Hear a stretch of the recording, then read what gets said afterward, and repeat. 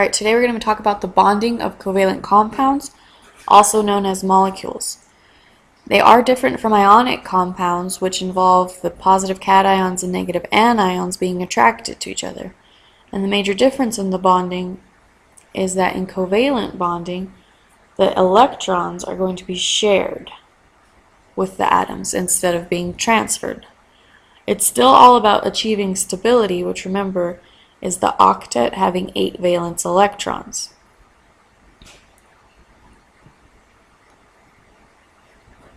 So if we work with the example F2, this F2 is what's known as the molecular formula.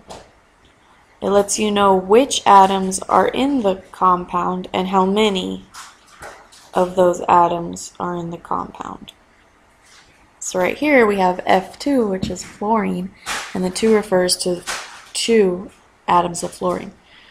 So keep in mind when we work with compounds and electrons, we're discussing the valence electrons. So fluorine, being in group 7, has 7 valence electrons. Okay. Since it's F2, that means we have 2 atoms of fluorine. So what actually happens is normally fluorine wants to gain an electron to be stable. However, since they both want to gain, they're not going to give each other electrons. So what they do is they actually share the electrons. Okay. This sharing of electrons is the covalent bond. Right here. So these 2 electrons that they share is a covalent bond. And if we cover up one of the fluorines,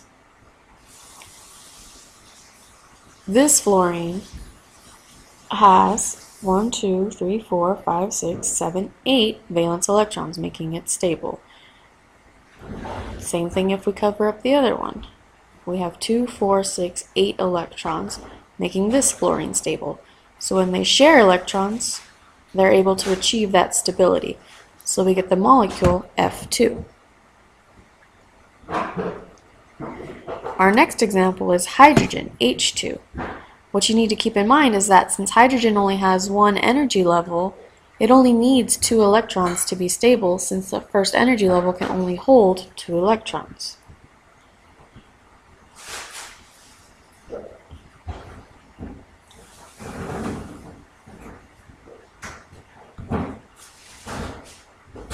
So they each put in their electrons to share them so that they would each have 2 electrons. Okay, so our first different atom compound is going to be H2O, which you guys know is water.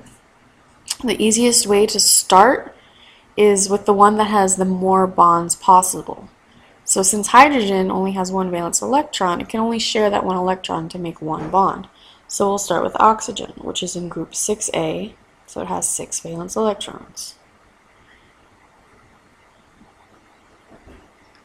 So if you notice, oxygen has 2 electrons that are like single, they're by themselves. Those are the 2 electrons, the 2 spots where it's going to be able to bond. So hydrogen can come in with its 1 valence electron and share here. And since we have H2O, that means we have 2 hydrogens. So the other one will come in and share here. So that means this atom has 2 covalent bonds, 2 spots where it shares. These electrons here that are not being shared are called lone pairs, or unshared pairs, since they're not shared. They belong just to oxygen. If you try CH4, carbon is in group 4, has 4 bonds. Hydrogen comes in and gives its electrons so that they can share them. Okay. This molecule would have 4 bonds.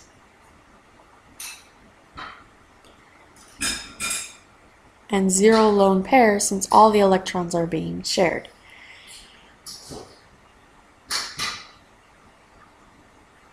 Okay. Last example that we'll do is nitrogen has 1, 2, 3, 4, 5 valence electrons, being in group 5.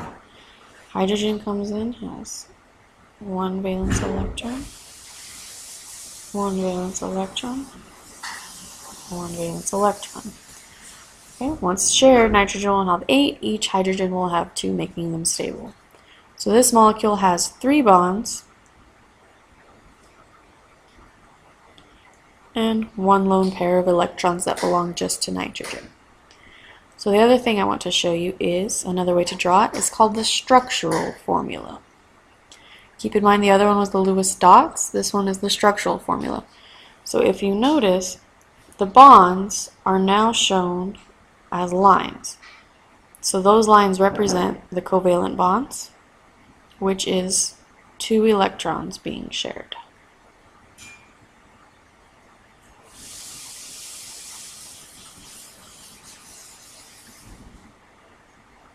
And that's the basic bonding of covalent compounds.